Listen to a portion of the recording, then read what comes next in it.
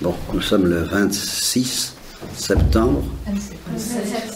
27 septembre 1997. Bien. Alors, je voudrais faire deux instructions. Une aujourd'hui, une autre demain. Celle d'aujourd'hui étant destinée à préparer celle de demain qui, en principe, devrait être plus riche, plus difficile, plus complexe. Celle d'aujourd'hui devrait être plus pauvre, plus facile, plus simple. Bien. Espérons-le. Si vous voulez, nous appellerons ça plein feu sur Pranzini.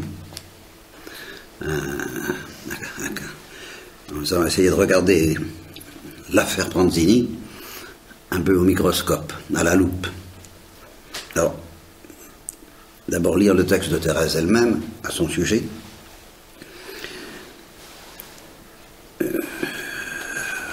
Voilà. Afin d'exciter mon zèle, le bon Dieu me montra qu'il avait mes désirs pour agréables. J'entendis parler d'un grand criminel qui venait d'être condamné à mort pour des crimes horribles.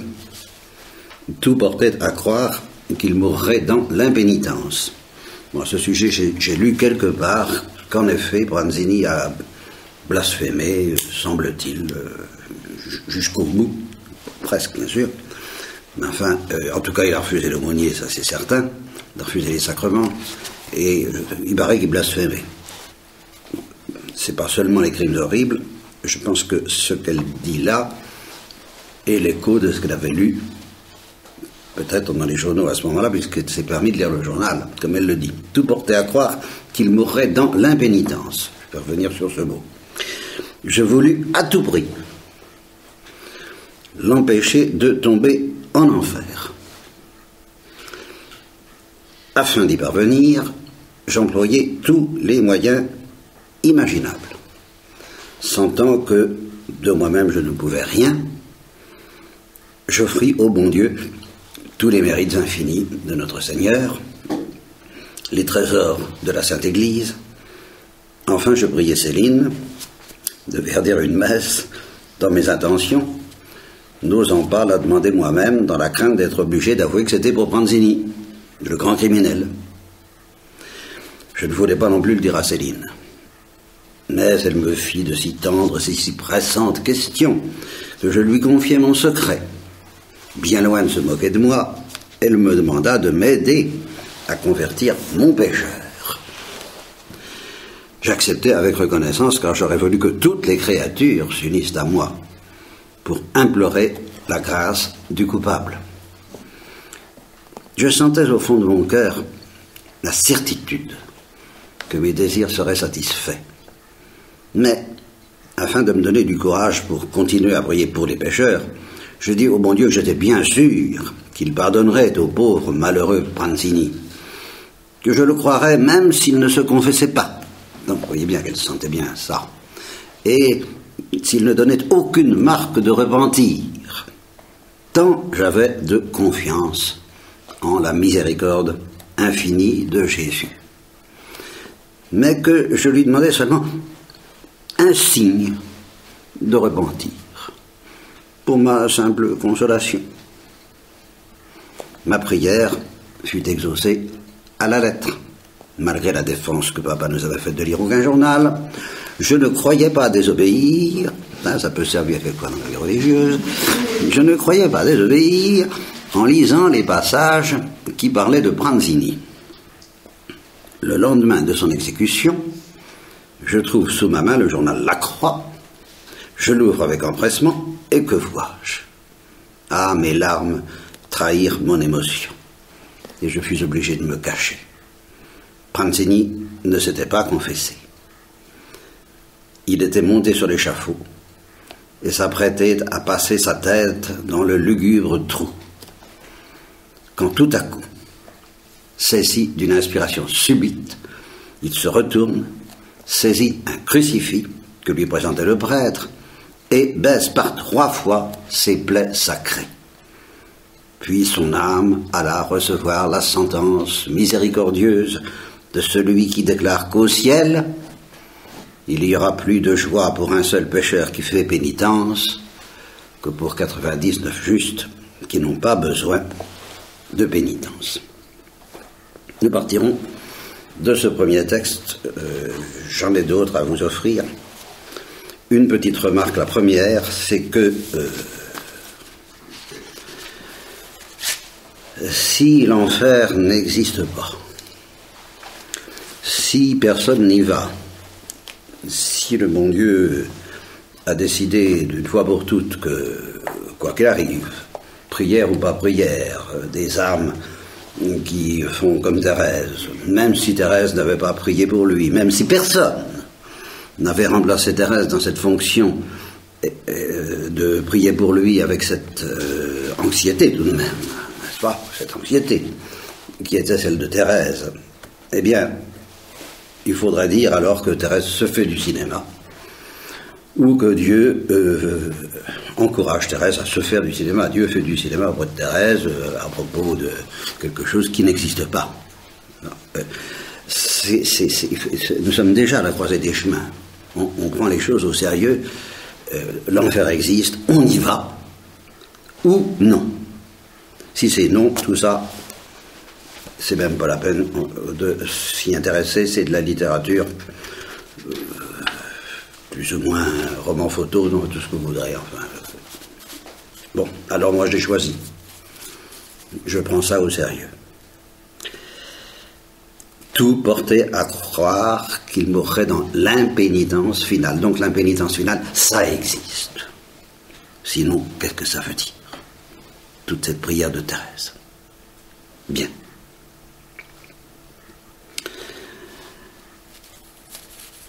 Là-dessus, ça nous rappelle qu'il y a deux grandes réalités dans la vie, que j'appelle l'une positive et l'autre inquiétante, l'amour et la mort. Et que tout ce qui n'est pas l'amour, la charité, tout ce qui n'est pas la préparation,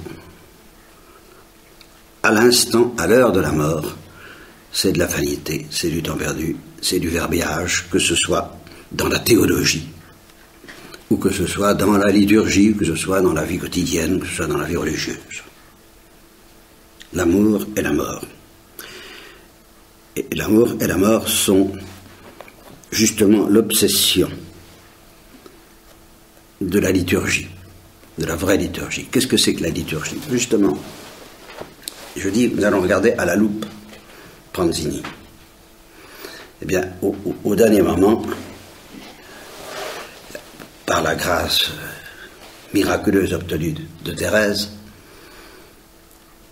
il s'est précipité sur le crucifix et il l'a embrassé. Eh bien, ce geste de Pranzini, c'est toute la liturgie de l'Église. Elle ne fait rien d'autre que d'embrasser Jésus-Christ.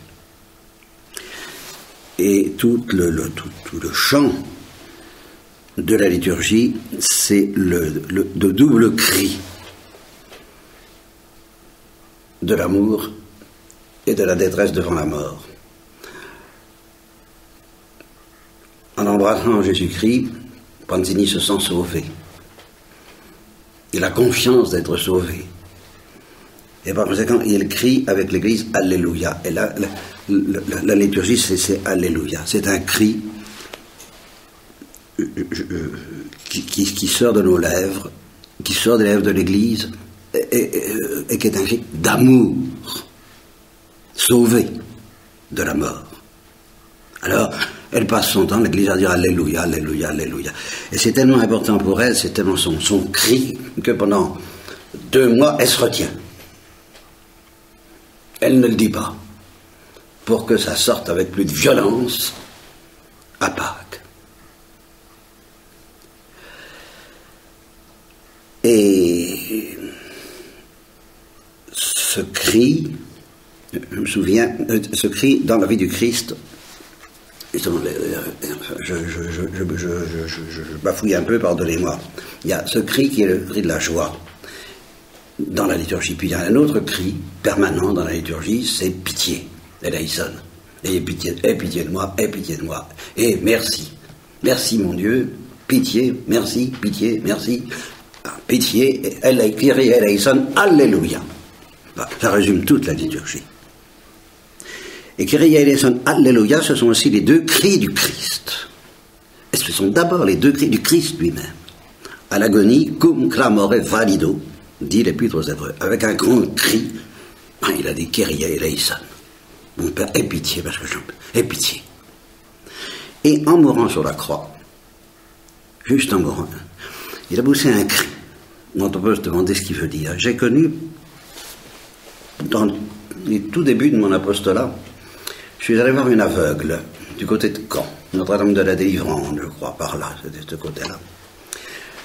On m'a envoyé voir cette aveugle, j'ai confessé, et c'est elle qui m'a fait cette confidence, je n'ai jamais oublié. Elle m'a dit, dans ma vie de prière, je pense tout le temps au cri de Jésus sur la croix, en mourant. Et il me semble que ce cri traverse les siècles. Il ne s'interrompt pas. Et je pense qu'on peut penser que c'est un cri de joie. C'est le cri déjà de la résurrection. Et poussant un grand cri, il rendit l'esprit. C'est l'heure de la résurrection. À l'agonie, c'est le cri du Kyrie eleison, et à l'heure de la mort, c'est le cri, c'est l'Alléluia. Et ça résume, encore une fois, les seules choses qui comptent dans la vie, l'amour, la mort, la supplication et la joie. Et cette heure de la mort, justement, c'est l'obsession de l'Église dans sa liturgie, je viens de dire, dans sa grande liturgie, mais aussi dans sa petite liturgie, parce qu'il y a une petite liturgie à côté de la grande liturgie. Oui, je bafouille, je vous l'ai dit, j'oubliais de vous dire quelque chose à propos de la grande liturgie, à propos de ce cri. Comment faut-il le pousser, ce cri, pour que notre liturgie soit convenable? Si vous écoutez ce que je viens de vous dire, on peut être tenté de se retenir pendant 2 mois, et puis alors de pousser un cri avec trompette de l'Apocalypse, n'est-ce pas, qui font bien, et puis d'utiliser les tambourins, les trompettes, les tambours, les sitars, tout ce qu'on voudra, ce que font certains, qui est une certaine tendance charismatique, tout ce que vous voudrez, bien. Eh bien, si j'aime spécialement le grégorien, c'est justement parce que ce cri que l'Église veut pousser dans toute sa profondeur, dans toute sa force. Le grégorien a l'instinct de l'inscrire dans la musique la plus humble qui soit, la plus sobre, la plus douce, la plus effacée. Plus encore que la liturgie orientale, que j'aime beaucoup, que humainement parlant, j'aime mieux. Ça me secoue les tripes davantage d'entendre la polyphonie byzantine. Alors là, je marche. Mais je suis obligé de reconnaître que le grégorien va plus loin.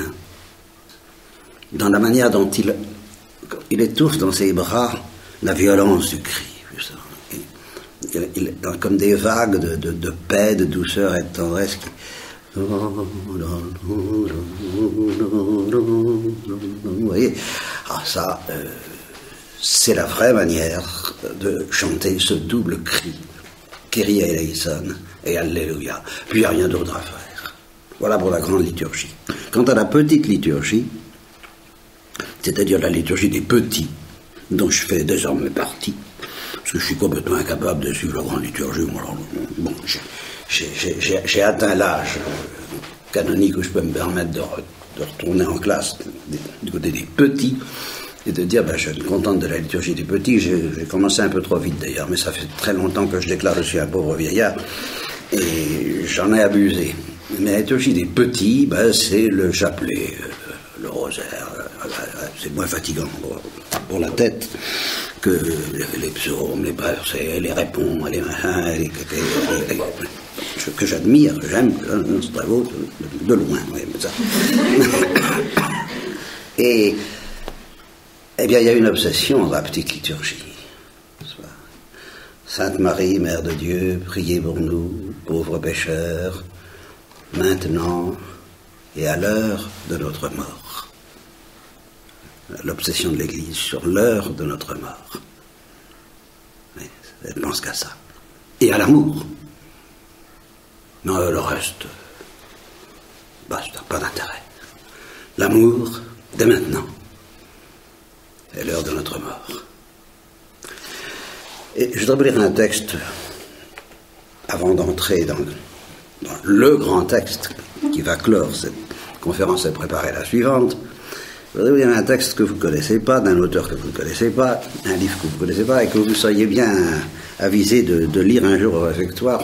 Rien ne presse, parce que je ne suis pas en état de vous le prêter pour le moment.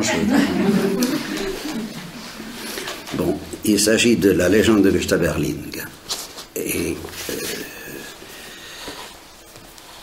dans un tout autre contexte, dans le contexte exactement le contraire de celui de Branzini. Il est question de la même intuition, de la même idée, au fond, que au dernier moment, est-ce qu'il y a d'autre à faire que de se jeter dans les bras de la miséricorde? Qu'est-ce que vous voulez faire d'autre? Eh bien, cette intuition alors, apparaît dans ce livre, non plus à propos d'un pécheur, mais au contraire à propos d'un juste. Et un juste selon l'Ancien Testament, un petit peu, parce que c'est une protestante qui est très stive, les protestants sont un peu Ancien Testament. Et ça se sent. Mais c'est Selma Lagerlof, et elle a vraiment du génie. J'espère que vous allez goûter la beauté de ce texte. Il s'agit donc, l'histoire est la suivante, c'est un capitaine qui a eu un très grave malentendu avec sa femme. Il l'a mis à la porte, il est brouillé avec elle, ils ne se sont pas expliqués, c'est très grave.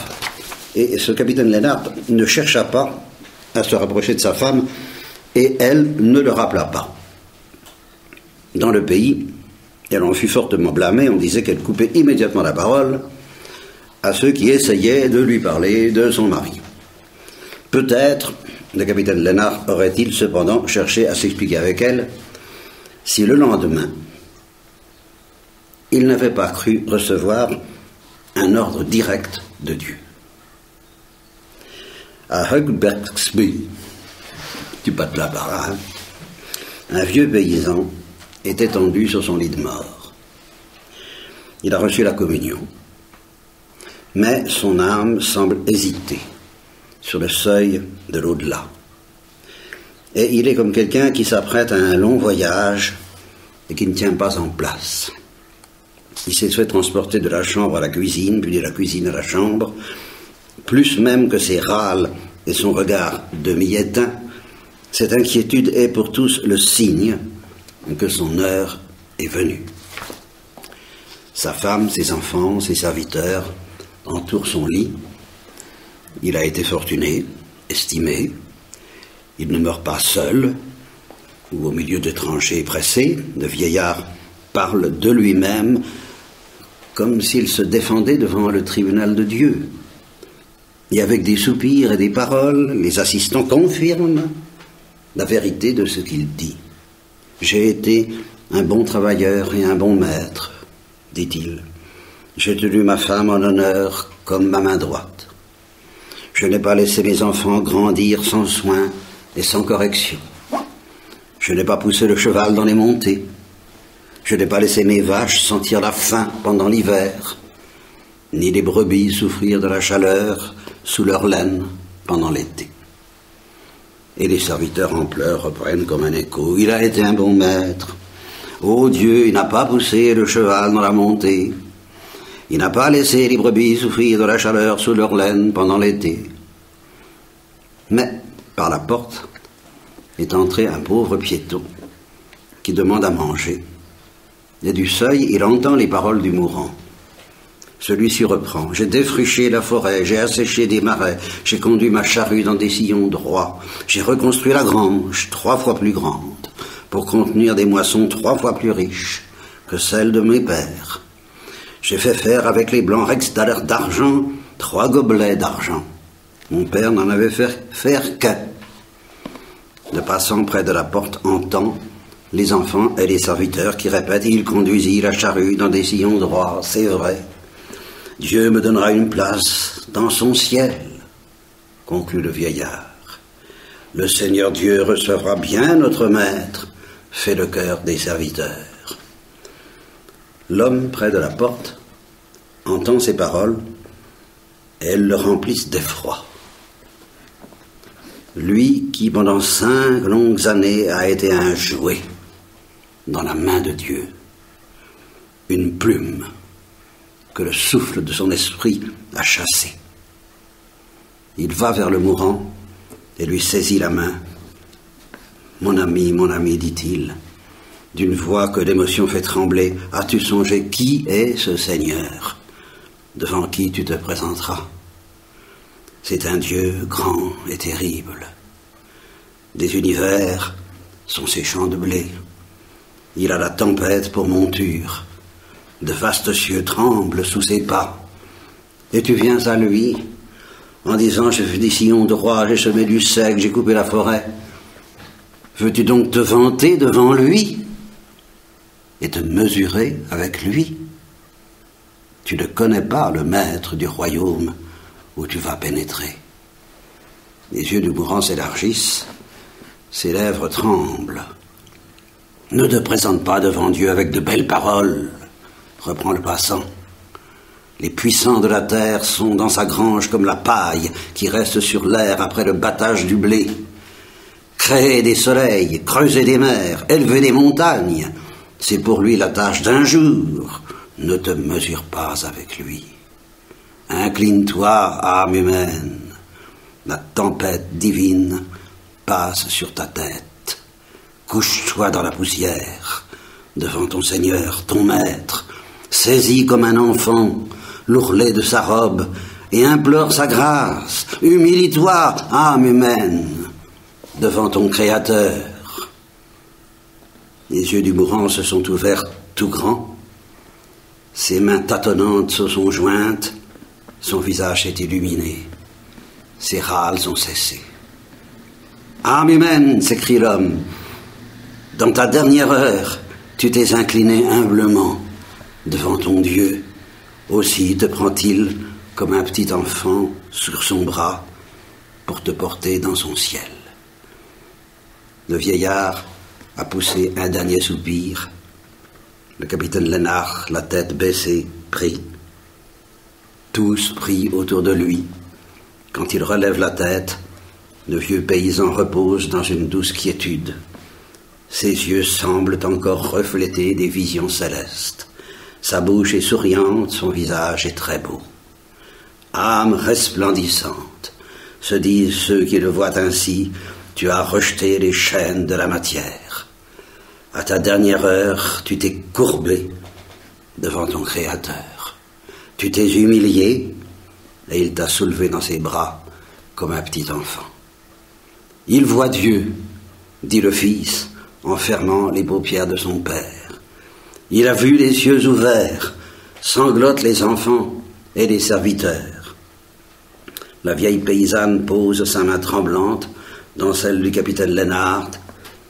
Vous l'avez aidé à franchir le terrible passage, dit-elle. Le capitaine Lénard reste muet. Dieu a parlé par sa bouche. Son âme frémit comme le papillon au bord de la chrysalide pendant que ses ailes se déplissent au soleil. Ce fut cette heure qui poussa le capitaine Lénard à se faire le pèlerin de Dieu, éternellement en marche pour porter aux pauvres la consolation divine. La misère du temps était grande, mais pouvait être soulagée par la bonté et la raison, plus que par l'or et la puissance. Sans cet événement, il serait sans doute rentré chez lui et s'y serait montré à sa femme avec son vrai visage.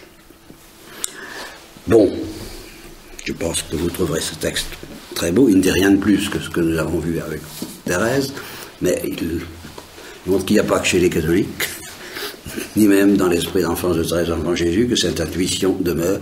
Le grand moment de la vie, c'est tout de même le moment de la mort, et que s'il y a d'autres affaires, que de s'humilier avec confiance dans les bras de la miséricorde. Et alors c'est ce que Jésus confirme à Vannes.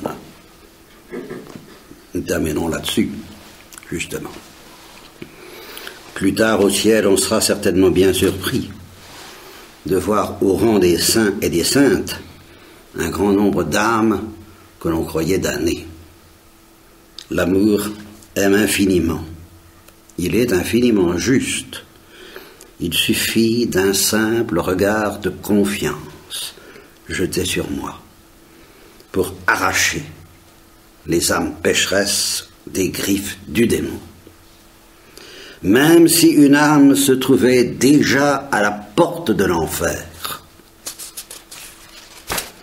attendant de pousser son dernier soupir pour y tomber, si dans ce dernier soupir, il y avait un tout petit peu de confiance dans mon amour infini, cela serait encore suffisant pour que mon amour attire cette âme dans les bras de la Trinité.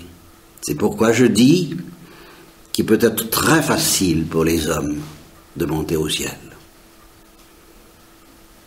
tandis qu'il peut leur être très difficile, et même infiniment difficile, de tomber en enfer. Nous en reparlerons peut-être demain de ça.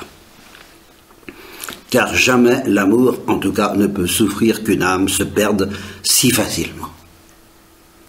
Cependant, petit frère, et c'est pour ça que je vous dis qu'en effet, nous en reparlons demain, ces paroles ne doivent pas être manifestées indistinctement à toutes les âmes. Il faut le faire avec prudence, de peur que certaines âmes, sachant cela, ne s'endurcissent et en viennent ensuite sciemment à n'avoir plus confiance en moi et à perdre enfin toute confiance. Et alors à ce moment-là, j'ajoute, et à se perdre pour l'éternité, cela demeure réel. Deuxième texte de Jésus à Vannes, ô âme pécheresse. La seule chose que je vous demande, donc la seule chose qui compte dans la vie, c'est là-dessus que nous reviendrons demain, et qui suffit pour que je vous presse sur mon cœur débordant d'amour, c'est que vous croyiez vraiment que l'amour vous aime infiniment. Croyez-vous que j'ignore combien vous êtes misérable? Même si votre misère est infinie, vous devez quand même croire que mes mérites sont aussi infinis et infinis. Même si vos péchés vous ont mérité l'enfer, un nombre infini de fois, vous ne devez pas pour autant perdre confiance en mon amour. Mais hélas, le malheur, c'est que les hommes n'ont pas confiance en mon amour. Oh, le péché, jamais le péché n'offense mon amour. Il n'y a absolument rien qui offense mon amour, si ce n'est le manque de confiance dans mon amour. Vannes, petit frère, prie pour que les âmes pécheresses si nombreuses ne perdent jamais confiance dans mon amour. Tant qu'elles gardent cette confiance, le royaume des cieux ne cesse pas de leur appartenir vraiment. Je voulais vous dire ça. J'en oublie sans doute de ce que je voulais vous dire. Mais simplement, j'aurais pu vous présenter cette conférence de la manière suivante. Je vais vous donner le secret de ma vie intérieure. Ce qui me tient debout. Ce qui fait que j'ai le courage de parler encore de Dieu, de célébrer la messe, d'être parmi vous, d'être dominicain, d'être religieux, d'être chrétien. C'est ce que je viens de vous dire. Sans ça, si je n'avais pas cette certitude que Dieu me demande, que quels que soient mes péchés, je dois me jeter dans sa miséricorde avec une confiance illimitée, celle de Pranzini. Si je n'espérais pas que Pranzini, et que comme dit Thérèse de l'Enfant Jésus aussi, mais elle le dit avec une autre musique dont nous reparlerons peut-être demain. Elle dit, si j'avais commis tous les péchés de la terre, je me jetterais dans les bras de Jésus avec la même confiance. Oui, mais la confiance de Thérèse, c'est autre chose, comme nous le verrons. De bien plus extraordinaire, de bien plus profond, et de bien plus inaccessible, pour moi en tout cas, que la confiance de Pranzini. Je me contenterai de la confiance de Pranzini. Et parce que je sais que la confiance de Pranzini suffit au dernier moment pour me sauver de l'enfer, alors je survis. Et je peux avoir une vie chrétienne, catholique, religieuse, spirituelle, prédicatoire, théologique et fraternelle.